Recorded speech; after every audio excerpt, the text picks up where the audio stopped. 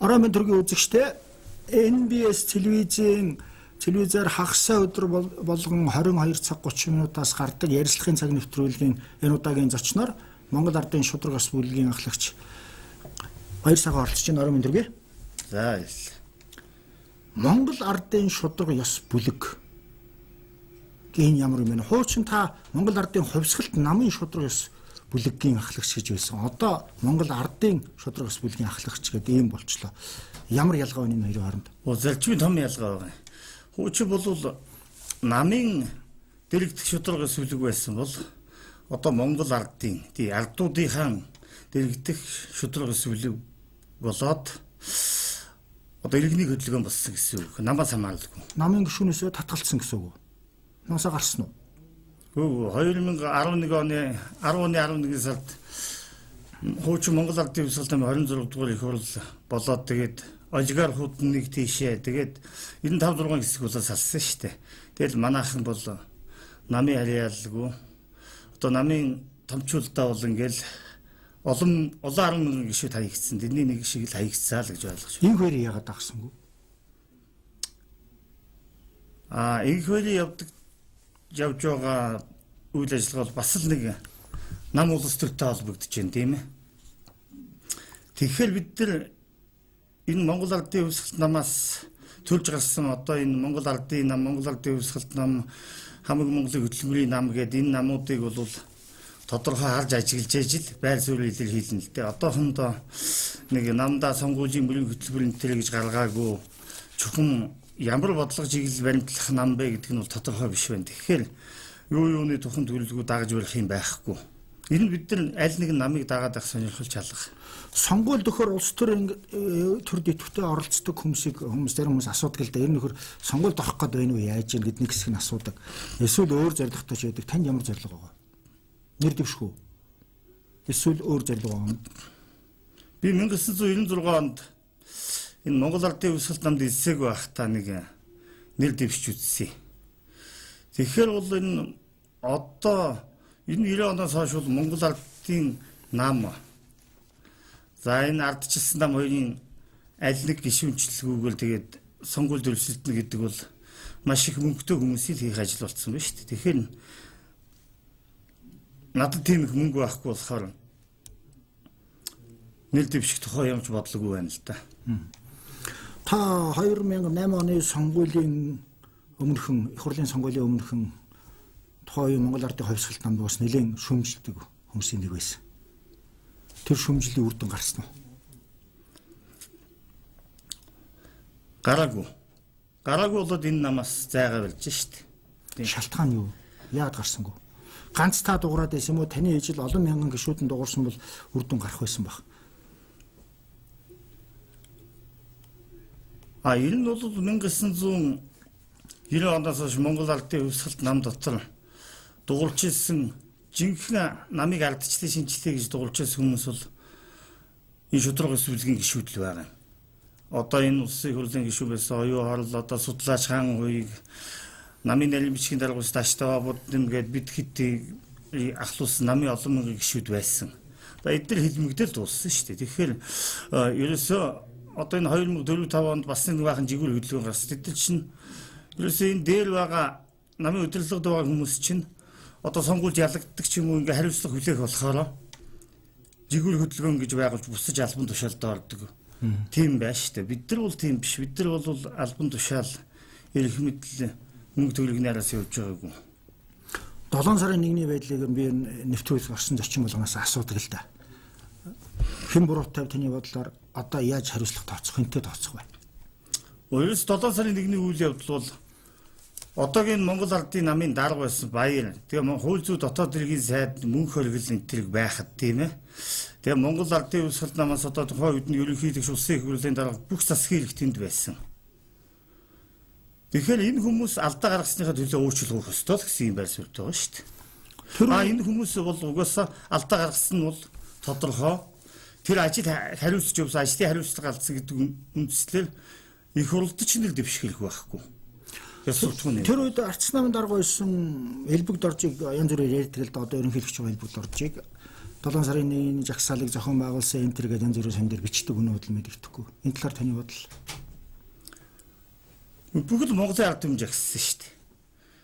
Жагсаагүй ч гэсэн гэр орондоо дуу хоолой нэмэлжээс хүн байгаа шүү дээ. Түүний нэг л байх. Элбэгд орж ерөнхийлөгч бол.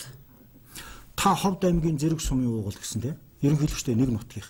Тэр хүмүүс бас янз бүрээр хардна л да. Энэ нөхрийн цаана айгуу төл нөгөө элбэгд орж ингээд торхираад ээж магадгүй ч гэдэг юм уу. Би 1-р ангиас 6-р анги хүртэл Ховдын зэрэг сумын дунд сургуульд тийм ээ. Байхад элбэгд орж бол 8-д өгсөд энэ 6 жил нэг сургуульд хамт байсан байна. Манай эгчийн нэг анги, манай ээж бол бас ангийн багш нь байсан юм. Гэлээ ихтэй бол үзэл бодол өөр учраас шууд улс төрийн талаас дэмждэггүй. Нутаг ус талаас бол одоо манай нутгаас Монгол улсын ерөнхийлөгч төрлөөгээд их л бахархаж байдсан шүү дээ. Ганц элбэгд орж биш одоо манай нутгаас ч бас Эренчин нэмийн амрал жаргал их хурлын гишүүн болсон гэдэг одоо хүмүүс байна.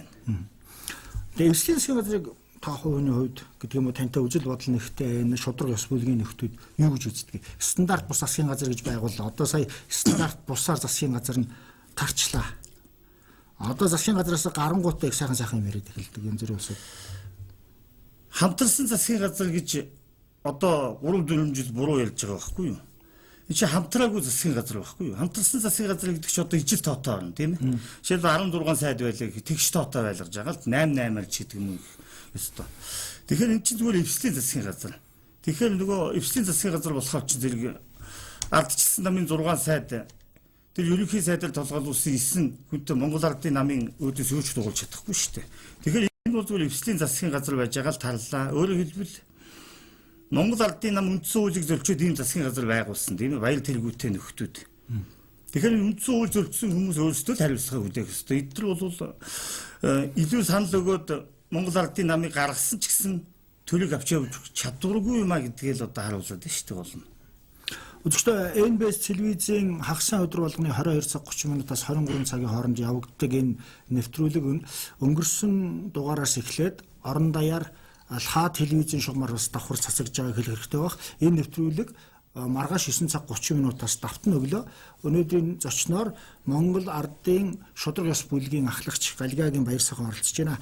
За орон даяар цацагч гэдэг чинь сайхан мэдээ байна шүү. Одоо танай телевиз шиг одоо юм шудраг ардчилсан телевиз орон даяар цацагдах юм бол одоо хүмүүс жаахан гэгээр үлдэн шүү дээ. Бусад заа баярлаа. Одоо сүүлийн үед улс төрчид маш их идэвхжиж байна. Янз бүрийн хурал зөвлөөн бол өцөгдөрөх юм яасан байвал 5 нам одоо инх хоёр тэргүүтээ 5 нам Монгол ардын хойсголт нам, инх сайхны нам одоо нөмөөшн хэдэн нам нэгдээд одоо нэг эвсэл байгууллаа. Одоо бид шудраг бая олигархуудын эсрэг тэмцээгээд инх хоёр ярьж байна. Тэгээ өнөөдөр Монголын ардсан холбооны 4-р их хурал болж байна. Одоо тэнд бас одоо олигархуудын эсрэг тэмцэх гээд. Тэгээ аль-алийн нэг олигарх толгойлцсон байх шиг байна. Энэ талаар та юу гэж бодож байгаа юм? Олигарх нь олигархуудын эсрэг тэмцэж чаддаг юм уу? Би нэгээс ойлгохгүй. Хулгайч хулгайчийн эсрэг тэмцэж чаддаг. Хоёр инх сайхан энтрэгийн хувьд бол за нэг нэр бүхий хідэн нөхдүүд нийлээд яваад байгаа юм. За тэр нь бас хэнийг оруулах уу, хэнийг оруулахгүй байх уу? Одоо жишээлбэл инх хоёрын телевиз ТВ-с гээл байгаа шүү дээ. За тэрүүгээр хэнийг гаргах уу, хэнийг за сөрөг хүчгээ зөндөө хүн ба шүү дээ. За тэндээсээ хэнийг гаргахгүй байх уу? За баяр сайхныг гаргаж болохгүй, арслаг гаргаж болохгүй. Мэдэн шүү дээ. За гэх мэтэл. Ерөөсөө гарах. Тэр хөөрхөн тийм эзэн тус байгаад байгаа юм. Өөр бүх телевизүүд болчихсон. Телевизүүд яг бай. Телевизийн нарыг зүгээр өмчлөлийн хувьд одоо ганцхан одоо миний ойлгож байгаагаар НБС-ээр бол өстой дурын намын дурын хүн орж болж байгаа. Тэрнээс одоо өөр телевизээр бол тэгээд зөвхөн тэр эзнийг магтдаг хүн юм уу тийм л хүн орно. Эзнийг муулдаг хүн бол оруулахгүй шүү дээ. Бүх телевизүүд тийм болсон. Өнөөдөр өөрөөр бүх телевизүүд чинь цаанаа нэг баяны телевиз. Танай эзнийг шигсэн шүүмжилж болно шүү дээ. Ямар эзэн мэдгүй ямар эзэн байд юм биш мэдэхгүй шүү дээ. Энэ чөлөөтэй би энд бол бүгдийн шүүмжлээд ярьж болдог. Шүүмжлэх юм байвал шүүмжлэл ярьж байна. Шин сая тэгээд би таны асуултыг дуусгая л да. Тэгэхээр инх хоёрынх нэг тиймэрхүү яваад байгаа. Тэгэхээр яг шудраг хүмүүс тэр юунд нь орж байгаа бол сайн байна. Тэд нар өөрсдөө тэгж үзэж байгаа бол бас сайн байна, тийм ээ. За хоёрдугаарт би энэ алдчихсан холбооны хурлын өдөр болж байна, тийм харлаа л да. Энэ алдчихсан намын гол зүтгэл өнөөдөр одоо миний хэлэх гэж байгаа юм байна л да. одоо хичнээн нэг ардчилсан холбоо хүчний холбооны урал нэг ардчилсан Монголын ардчилсан холбооны урал тэгэл одоо Батүйл гишүүн тэнд одоо намын нэг дарганы юм ярьдаг ингээл ерөөсө 5 6 одоо 10 толгойтой атгаалж хар мангас шиг л ингээл дотроо хоорондоо хөлөөж ийцэл нам гэдэг ч биш нэгдсэн нэг бодлоготой байх хэвээр. Тэгт тийм ерөөсөө байхгүй. Тэгээд хүн болгоодоо сонгуульд өгөхөөр л ерөөсөө ардчилсан намын хідэн нөхдөө чи ингээл их хурлын гишүүн болох гэдэг янз янз юм. Ерөөс нэгдсэн бодлогоор нэг бодлого гаргаж тавихгүй энэ ардчилсан нам чи явахгүй шүү дээ. Тэн дээр нь бол би одоо энэ ардчилсан намын ингээд энд одоо фракцууд идэвхэж байгаа энэ тэр нь бол одоо сонгуульд бас сайн үр дүн авчрахгүй байх гэсэн юм бодолтой. Гэхдээ зангидсан гар шиг гэдэг чинь нэг хуучны нэг Монгол ардын хойсгал ном социализмын юм шиг юм бодогдоод явчихж шүү дээ. Харин эндээс ч авах юм нэг байгаа байхгүй юу? Монгол ардын намын тэрний намын сахилга зохион байгуулалт гэдэг чинь зөв. Олонхоор юмаа яриад шийдчихээ тэрүүгээ гаргах хэрэгтэй юм байна. Тэр болтлоо мэдээж асууд. Тэгэхгүй одоо ингээд ардчилсан нам дотор их олон фракцууд нь идэвхчээд ингээд тустай юм гаргаад байна гэдэг чинь энэ намын бодлого нь юу юм бэ гэж сонгогч бидэнд харагдахгүй шүү дээ. Тэгэхээр энэ аюултай юм аа л гэж. Зүгээр л эдэнд өгч байгаа зөвлөгөө. Түүнээс ч энийг авч хэрэгжүүлэх хэсэг нь эдний өөрсдийн асуудал шүү дээ. Өчигдөр холбооны бүгд найрамдах Герман улсын ерөнхийлөгч Кристиан Вольф гэдэг нөхөр Альбесаар суудлаас татгалцчихлаа. Яагаад татгалзах болсон бэ гэвэл ерөнхийлөгч болсныхаа дараа нэг найзынхаа зардлаар амралтанд яваад ирсэн. Бас нэг найзаасаа тэр найзаасаа ч үлээ 4.5% хүүтэйгээр мөнгө зээлээд сүүлд нь хүүгийн 4-өөр төлсөн гэдэг энэ асуудлаас болоод 4% хүүтэйгээр эргүүл төлсөн асуудлаасаа болоод асуудал гарч ирээд сони хөвлөөр гараал тэгэл тэр нөхөр дээр шалгалт малгалт орж ирээд одоо манайхаар прокурорын газраас тэгээд ерөөс би албан тушаалаасаа татгалзъя энэ нэр хүндийг би бас сэвтүүлээгээд ийм хийчлээ л дээ. Жинхэнэ одоо арчсан оронд бол тэгдэг баг. Гэхдээ манайд бол одоо 1 2 3 4 төрлийн хэлэгч нь явж байна. Бүгдээр л хагтлаа байжсэн шүү дээ. Очирват одоо Тэнгэрийн цаг гэдэг компани 3 сая доллараар тэр байрыг худалдаж авсан гэж ирд. Ямар Тэнгэрийн цаг гэдэг намаа зараад билүү те. Одоо 3 сая доллараар тэр намыг авдаг ч юм байсан юм уу?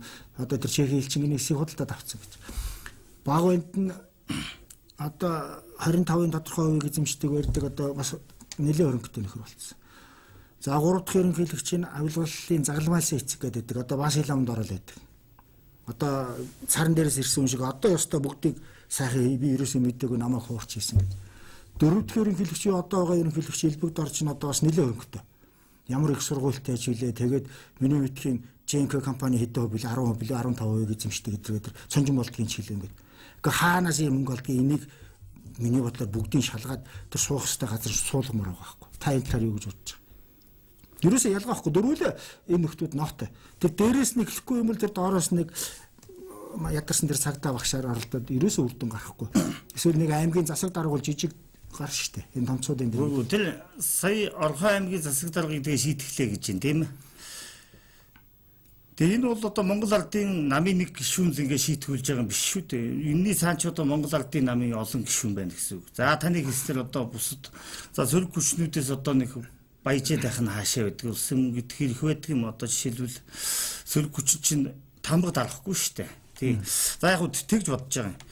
Тэгэхээр энэ альч нам бай. Эндээс ингээд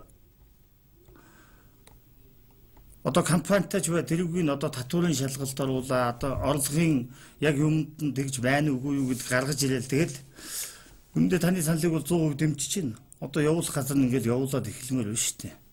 Одоо Солонгосын ерөнхийлөгч чинь зөвхөн нэг 200 мянган долларын санхүүжилт намдаа авлаа гэд хатнаас нисээд өгчлээ шүү дээ. Одоо тэгээд ерөөсөө шийтгэхэд эхлэх хэрэгтэй. Одоо Монголын хамгийн шудраг хүн, шудраг хуульч, хамгийн сайн хуульч гэдэг нямд орж төгөн гэж ярьдаг. Сая ерөөсөө энэ хүчний байгууллагыг өшөө сайн зэвсэгтэй болох хэрэгтэй. Ер нь жагсаал цуглаа хийх юм бол баг буудах эрхийг олгоё. Тэгээд ийм хууль санаачлаад их хурлд орууллаа. Ашгүй тэрийг л хүлээж аваагүй л энэ талаар таны бодол. Сая бас нөгөө инх хоёр гишүүн бас яасан гэдэг лүү. Нөө мэрэгэн буудагчийн ороотыг бэлэн байлган чинь. Хоёр рот тийм хоёр рот. Тэгэхээр бол ер нь Монгол ардын нам одоо энэ баярын 2008 оны сонгуульд хүчээр одоо засгийн эрхийг булааж авсан аргыг дахиад хэрэглэх гэж байна. Тэр бол тодорхой шүү дээ. Монгол ард Тийм ерөөсөө 12 оны сонгуульд. Тэгэхээр ард түмэн мэдээж одоо сэрэл шиг л юм болох байх л гэж бодож байна. Ард түмэн чинь тэгээд одоо сэрийн ард түмнийг харж байхад бол за би алуулсан ч ядг эрхчлөөнийхөө төлөө тэмцэн тэгээд шудраг үнний төлөө тэмцэн тэгээд байлтаад байгаа ч тийм айрамтай тийм ээ. Тэгээд ард түмнийг бол ямар ч зэрэг айрам дийлэхгүй. Тий. Гэхдээ би бодож байна манай Монгол дахиад 7 сарын 1-нд шүүл болохгүй. Ингээд олон цагдаагийн хүмүүстэй уулзаа, цагдаагийн офицеруудтай уулзаад үзэхэд бид хурандаа хүмүүстэй генерал хүнтэй уулзаад үзэхэд үл тэгж л ярьж байгаа. Дахиад одоо 7 сарын 1-ний шиг юм явбал болох тийм төлөвлөлтөө байх юм бол би тэр өдөр ажилдаа очихгүй. Ажилдаа очисон болоод үүргээ биелүүлснийхаа төлөө шоронд ороод эсвэл тахир дутуу болохыг би хүсэхгүй. Тэр өдөр ажиллаа таслана л гэж ярьж байгаа. Миний уулзсан бүх одоо таньдаг мэддэг цагдаагийн албан хаагч тэгж л ярьдаг шүү дээ. Дахиад 7 сарын 1 болохгүй гэж би бодож байна. Ард түмэн жагсагчл таараа гэхдээ ард түмэн бол дахиад ловер их юм бол жагсна 12 оны сонгуульд энэ манан бүлэгл гэж хэлээ л да. Ганцхан ман нам гэхгүй ардсан нам шалгаа байхгүй. Энэ бүлэгл иймэрхүү ловер хийгээд ард түмний өгсөн саналыг буруугаар эргүүлэх юм бол ард түмэн жагсагчл таарах байх.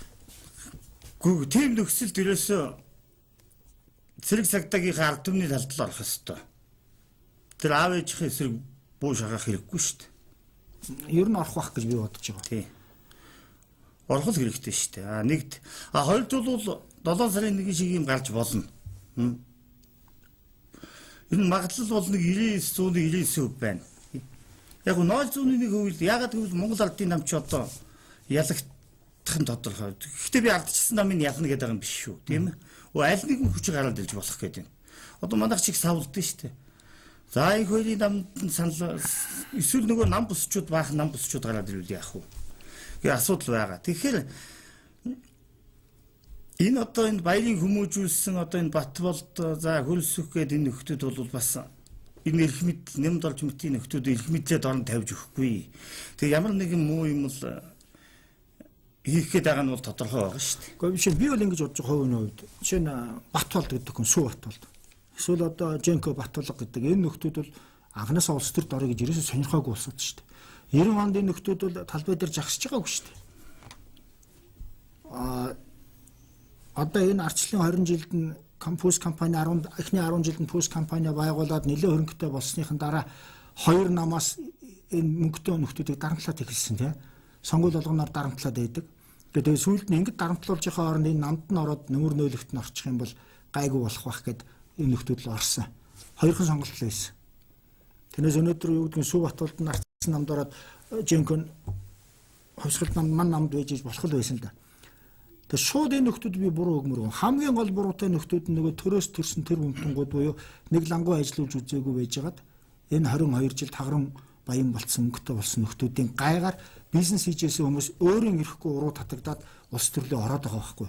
Тэрнээс өнөөдөр наран тоолын сайхан самбуу улсын их хурлд очиод тэнд ямар ч хэрэггүй хэрэлдээ сууж байгаа хооронд бизнесээ хийгээ явж байвал өдрийнхөө хэдэн 10 сая төгрөгийг олж чадна шүү дээ. Их хурл тэгээд явах хооронд. Гэтэл бизнес хийгээд явах хооронд дээрэс нь улс төрч дарамтлагдаг болохоор нэг үг хэлэхэд бол Монголын зах зээлд бол ажиллахад хэцүү байгаа юм байна. Одоо чинь одоо дээр үеийн нэг юмыг дамжлах маягаар л мөнгө болж штт. 90 сар бол өрсөлдөө алга. За тэгээ өрсөлдөө нь одоо ингээд эцэстээ тулаад ирэхээр хүмүүс ч ерөөсөө төрөөс мөнгө саахал аргад шилжсэн байна л да. Тэгэхээр ерөөсөө энэ хууль хяналт нь бол одоо ингээд улс төрчдийн галт байдаг. Энэ бүх юм чинь л ингэж нөлөөлж байгаа. Тэгэхээр хатуухан болох ёстой. Ингэх улс төрийн зориг бол байхгүй л дээ. Гэхдээ хатуухан болно гэхээр одоо сая хэл орхны засаг дарга нөхрийг 2.6 жил хорцсон тийм шоронд хийчлээ. Тэр нэг стадионыг 5 тэрбумаар барихын 2 тэрбумаар барьсан. Тэгээд найзлаа тендерийг өгсөн. Ямар ч тендергүүгээр төслийн өгсөн эдрэгээд. Гэтэл одоо баян зүрх төрөгчний баян зүрх өндөрлөг гэдэг нэг юм баригдсан байгаа. За хэдэн тэрбумаар гэвэ? Нэг хөгийн эмээг одоо 6-7 тэрбум ч гэлээ. Тэр нөхөр нь болохоор зөв зүгээр байж байгаа байхгүй. Одоо ман намдаа 1000 гишүүн оруулсан гэж одоо телевизээр гараад. За энэ нь бол наадахч товчхон хариулахад энэ юм байна. Би ч бас мэрэгжлийн хяналтад 10 жил ажиллаж байгаа хүн л дээ. Ерөөсөө нэг юмыг бол баттаа хэлнэ. За би боловсролын улсын байцаагч байлаа гэж. Төрийн сургуулиудыг шалгуулахгүй. Төрийн өмчи одоо энэ хэдий. Дараагийн дээр их хурлын гишүүч нөгөө хүүхэд чихдэг байхгүй юу? Яагаад шалгуулдаг? Тий, үгүй яах вэ? Би товчхон хэлье. Гол нотой юм шалгуулахгүй нэгт. За тэгээд дараагийн дээрийн компаниуд шалгахдахгүй. Төрийн өмчийн одоо ингээд юмд бол одоо нөгөө аудитчиг одоо санхүүгийн байцаагч гэдэг байна л да мэрэгчнээ. Тэднийг томоохон ноцтой юм гаргаад ирэхээр дугаа бай гэдэг. Их үзүүл ажилгүй болно. Энэ систем байгаа учраас одоо цагтаа нарч бас тийм байгаа байлгүй дээ. Зүгээр шүүх эрх мэдэл прокурорууд эрх мэдэлтэй л гэж цагтаа бол тэгээ дээд дарганыхаа үгэнд ороод явчихдаг байх. Тэгэхээр хууль эрхцүү болж юм байгаа даа юм да. Энэ хоёр намын гайгаар Монголын ард түмэн дотор хоёр хуваагдчихэв. Бүр нэг хөдөлгөөн хүртэл хоёр хуваагдчихээд инээдүйн байдалд орчод байгаа байхгүй тийм. Ямар хөдөлгөөн? Жишээ нь эртээдхэн одоо юу вэ? Энх хоёрыг дагж байгаа хөдөлгөөнүүд нэг хурал цуглараад байсан. Тэнд дотор нөгөө нам байна. Миний Монголын газар шорооны болд гэдэг байгаа. Хуучмал тэргүүн байсан. Өнөөдөр муу ахын хурал болсон чинь бас өөрийгөө миний Монголын газар шорооны тэргүүн болд дотор ярьж байгаа. Арц намын үүсэх юм гişүү. Тэр нь дэд тэргүүн байсан шиг би санаж байна. Хуучин ономогийн их сайхны үүсгэн байгуулсан хөдөлгөөн шүү дээ. Миний Монголын газар шороо. Тэгээ хоёр биенээ тэгж байгаа. Энэ нөхөр бол одоо худлаа хэлээд одоо манай хөдөлгөөний нэрийг яриад ингээд хоёр биенээ өөрхий яриад яваад байл да. Яг нэг нь арц намыг дагч, нөгөөх нь энэ хоёрыг дагцсан. Яг ийм байдлаар өнөөдөр энэ мөнгөтэй хоёр нам ерөөсө дуурсан болгоныг худалдаж аваал юм л. Худалдаж аваад Гэхдээ аль бүгдийг худалдаад аваад дуурслаа одоо. Аль тэр хоёр салж байгаа дотор болов шүү. Аль нэг нь арай шудраг үний юм ярьж байгаа. За хөдөлгөөн байтугай одоо Монгол 6-ыг тэмдэглэхэд хүртэл одоо төгс үеийнтэйг баримтлан Монгол шар 6-ыг баримтлана гэж байгаа шүү дээ. Арай үнэн шудрагыг авах хэрэгтэй. Тэгэхээр одоо минийхт одоо манай Чингисийн яс одоо Монгол шар 6-ыг хэрэглэе гэсэн чинь маш их дайралт ирж шүү дээ. Яаж нөхөрөөс гадаадын юм сайн. Одоо гадаадын хувьд ерөөсөө тэр 6-аач сайн одоо тэр юун ч одоо машин ч сайн, цаг нь ч сайн одоо бүх юм сайн. Нэг юм үг байдаг л да. Аливаа нэг юмны талаар эрсдэс огт өөрөөр ярьж байгаа бол тийм ээ. Нэг нь худалгээд нэг нь үнэнгээ ярьж бол энэ хоёрын нэг нь л үнэн байдаг байхгүй. Жишээ нь одоо сүүлийн 22 жил Монголын ард түмний амьдрал сайжрлаа гэдээ эрх хэрэгчл яриад байгаа. Одоо ман нам бол юу гэдэг 2030 онд 60 мянган долларын орлоготой болно ч гэнэ бүр үлгэр шиг юм ярьж байгаа байхгүй тийм. Нэг хэсэг улсууд болохоор үгүй тийм биш ард түмний амьдрал муудаад байна. Үнэхээр модоо ярьж байна. Талхаа махан авч дийлэхгүй боллоо гэдэг. Таны бодлоор аль нь үнэн яриад худлаа яриад байгаа. Социализмын хүмүүс штэ чив төр бол. Социализмын үеэс ордсон штэ. Амьдрал нийт мастер. За яг уу хэдэг хүмүүс бол одоо ингээ яхаар чи хүмүүс игдэг. Энэ нөхдүүд одоо социализмыг эргэж санаад байна гэж яриад байдаг байхгүй. Бид эргэж санаагүй л дээ. Гэхдээ бодит байдал бол амьдрал ажилтай байна. Амьдралын баталгаа бол муутцсан байхгүй болцсон. Ийм баригдaltaй байгаагүй, янханталт байгаагүй. Зэрэг далд байсан байж болох юм тийм ээ. За тэгэхээр ерөөсө 20 жилээр одоо юм яриад яах вэ? Бүгдийг одоо манан гээд хоёулыг харлуулад явах вэ? Энэ Монгол ардын нам ямар буруутай, ардчсан нам ямар буруутай гэж товчрох асуудал байхгүй. Тэгэхээр энэ 4 жилийн хугацаанд ч ерөөсө 46 гишүүнтэй Монгол ардын нам 60% суудл автсан. Одоо энэ 4 жилд болж үтээгүй бүх юмны хариуцлагыг Монгол ардын нам л хүлээнэ. Түүнээс одоо ардчсан намыг тэр замдаа аваад замын амраг болоод нууц янгийн харилцаа холбоо тогтоосон явдал бол биш хамаа байхгүй шүү дээ ард түмэнд. Тэгэхээр ерөөсөл Монгол ардын нам одоо энэ 4 жилийн эцэст одоо 6 сарын нэг 5 сарын дараа дүнгээ тавиулах нь биш шүү дээ. Тэгтэл ард түмэн зөв сонголтоо зөв хийх хэрэгтэй. Одоо мөнгөөр худалдаг юмаа сонгогч та нар хийгээд байна. Зөв сонголт гэж ямар сонголт их. Өнөөдөр яг бодит байдал дээр энэ ман нам дотор нь ч байгаа, арчс нам дотор нь ч байгаа, бусад жижиг олон намууд байгаа энэ сүүлийн 22 жилд улс төрд орж исэн. Бүгд л худлаа ярьдаг болсон. Тэрэнд итгэх арга байхгүй. Бүгдээрээ хоорондоо одоо биш тоглоно. Тоглоод ард түмний өмнө нэг хэсэг нь шудраг болж, нэг хэсэг нь одоо нэгийга дайрсан бол тоглоод ард түм нөгөөдхийг итгээд саналаа за энэ гайгүй юм гэдэг нөгөөдх нь муу ялгаагүй л байдаг байхгүй. Тэгэхээр миний бодлоор бол энэ Монголын ард түмэн одоо энэ 2012 онд бүр цоо шинэ хүмүүс л саналаа өгөөсөө энэ 76-ад битгий өгөөсөө урд нь их хурл сонгогчсэн тэр янз бүрийн нөхдүүдэд битгий дахиж саналаа өгөөсөө гэж би бодод байна. Би бол тэр 76-ыг ерөөсөө тэгж битгий өгөөсөө гэж хүмүүс яриад байгаа. Би эсрэг байна. Үн 76 туталж гайгүй хүмүүс байгаа. Тэгээд тэд нар бол гарддаг л гарна. Одоо энэ юм яаж хандж чинь, яаж санал өгч чинь, үзэл бодлоо яаж илэрхийлж ирсэн бэ гэдэг аяндаа шүүгээд хэлээд өгөх хүмүүс байж байна. Би ч гэсэн тэнд одоо энэ хоёр намаас ч бүр 10 хүн 20 хүн бараг дэмжмээр үйлдэлүүд хийсэн байгаа шүү. Тэгтээ шинэ хүмүүс төлхөө оруулах гэдэг нь зүйтэй. Түүнээс улс төрийн туршлагагүй бас туршлага хэрэгтэй, бас тэгээд юм хэрэгтэй шүү.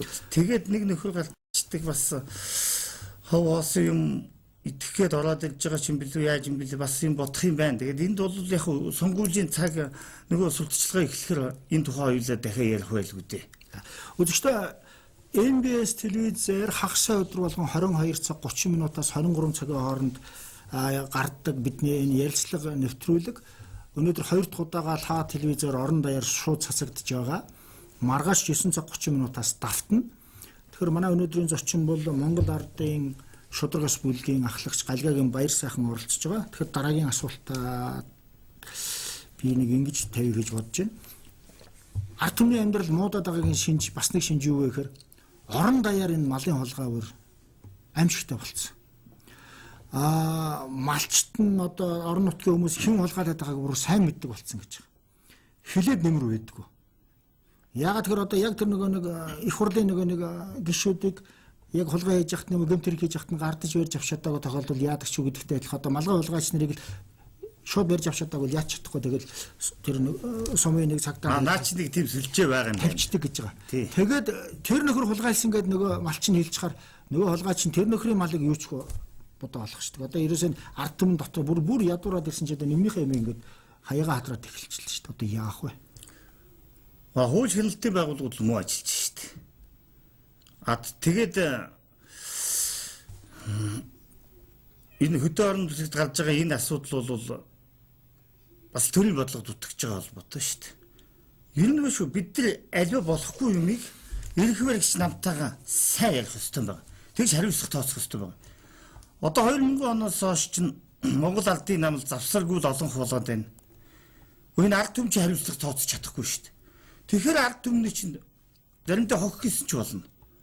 Одоо энэ мессенжер одоо энэ ингээ хүмүүсийн нөгөө сэтгэлийг харж яхад Монголын та нар өөрсдөө 20,000 цаас аваад сонгоцсон шүү дээ. Хохин шүү дээ. Тэр чинь бас нэг талаар үнэнгүй шүү дээ. Тэгээ хүнд итгэв. Монголын ард салбарт итгэж болох уу? Үгүй. Ер нь бол одоо ингээ шүүлдээд үзүүл бол их сайхан 76 гарах юм байгаа шүү дээ. Хуучин одоо төр барьж ирсэн хүмүүсээс ч ороод шинэ хүмүүс ч ороод ер нь хамгийн гол юм зөв бодлого боловсруулж тавих нь чухал. Гэхдээ би хэлдэг ер нь ямар ч үсэн зөв бодлого ерөөсөө явсангүй. Ерөөсөө манай энэ Монгол Ардын навч одоо энэ 12 жил төр барьлаа. Одоо энэ 2000 оноос хойш. Ямар ч бодлого байхгүй. За шалтгаан юм л амлаад юм тараана гэдэг. Зүүнний намын чинь нэг буруу юм чинь дээ шүү дээ. Тэнд нь ардчилсан намч ороод өгчсөн. Ерөөсөө мөнгө тараана гэдэг. Үгүй чи бодлогогүй учраас энэ хоёр нам чинь бас энэ дээр алдаа гаргаад байгаа байхгүй. Гэхдээ одоо нам зам юм том юм ярмаар байна. Гэхдээ чинь эдгээр бүгдээр л хотлол өөрчлөл байхгүй. Нам нэрэнд оролцсон нам хувилдаг л улсууд болцсон нам гэдгийг те. Тэгээ одоо нэгс хүмүүс бүр ярьж байгаа намаас татгалзаа барья гэж. Гэхдээ өнөөдөр энэ нийгэмд өөрөөр засгийн эрхийг авах боломж байхгүй юм л да. Нэг л зэвсэгт туслага хийх хэрэгтэй, нэг л сонгуулиар авах хэрэгтэй, өөр боломж байхгүй.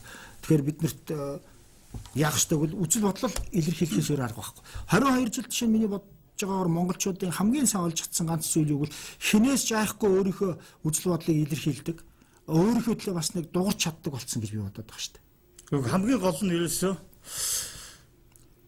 бид нар тэгвэл яах гэж сонгуул хийдэг юм. Энэ ард 2 сар 700 хүн бүгд төр барьж чадахгүй шүү дээ. Тэгэхээр ерөөсөө сонгосон төлөөлөлөөрөө дамжуулж тэдэнд шаардлага тавь, тэдэнд хариуцлага тооцох зүйтэй. Одоо Монгол Ардын нам бол энэ амлалтуудаа 6 сар гэхэд бүрэн биелүүлсэн байх шаардлагатай. Сөрөг хүчин ардчилсан намынхаа хоорондоо одоо намын дарга гэдэг гоё авдтай албан тушаал булаацалтаад байна. Тэгэхгүй сөрөг хүчнээ сайн хий. Тэгэхгүй бол та нарын чинь нөгөө нэг нь 46 авсан, нэг нь 26, 28 авсан. Тэд чинь хоёулаа багасна. Юу ардчилсан нам төрийн эрх барих байтугай бүр алгуулж болно. Монгол Улсын нам энэ амлалтаа байхгүй бол дараа нь сөрөг хүчний хэмжээнд байх нь шүү дээ. Энийг л одоо шаардахгүй бол түүнээс шүү шүү. Чив тойл телевизээр мэтгэлцээд ард түмэн тэнд доор нэг юм хийгээд хэлгүй байхгүй. Харин ард түмний ганцхан үүрэг байна.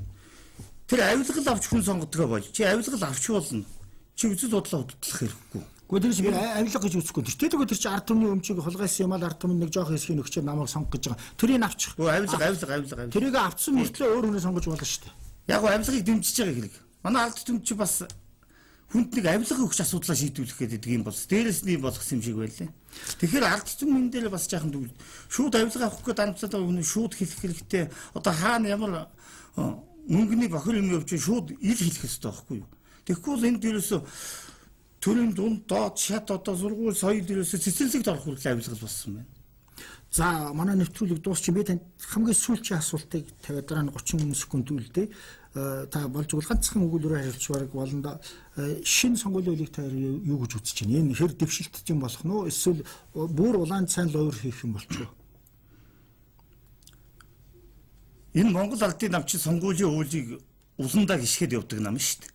Одоо би бол 2008 оны сонгуульд яхад нь сонгуулийн албан ёсны мөрийн хөтөлбөрт ороогүй мөрийн хөтөлбөр авах хугацаанд дууссан байхад сая 500 мянга гэдэг үг оруулаад байсан. Тэр чинь сонгуулийн хуулийг зөрчсөн байхгүй юу? Уг нь хууль намаар бол Монгол Ардын нам бол ингээд сонгуулийг хасагдах ёстой байхгүй юу?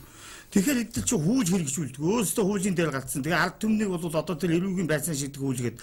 Тийм хууль бол одоо хөгжөлтэй орнд хууль эрүүгийн хууль гэж байхгүй шүү дээ. Тэгэл тийм юмараа ерөөсөө бүх шоронд дэлгэдэг.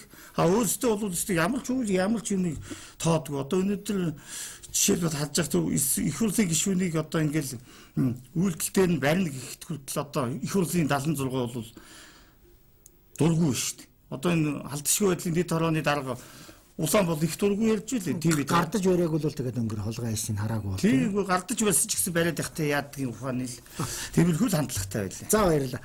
Үзэгчдээ манай өнөөдрийн нэвтрүүлэгт Монгол Ардын шудраг ёс бүлгийн ахлагч Галигагийн баяр сайхан оролцлоо. НБС телевизийн хагас өдөр болгон 22 цаг 30 минутаас 23 цагийн хооронд гардаг ярилцах цаг нэвтрүүлэг дараагийн 7 хоногт мөн гарахта шаа телевизээр орон даяар гарна. Энэ нэвтрүүлэг бүтэн сая өдөр болгоны өглөө 9 цаг 30 минутаас давтгаа. Баярлалаа тань. Баярлалаа. За тэгээд орон даяар цацгаж байгаа бол бүр их баяртай байна. За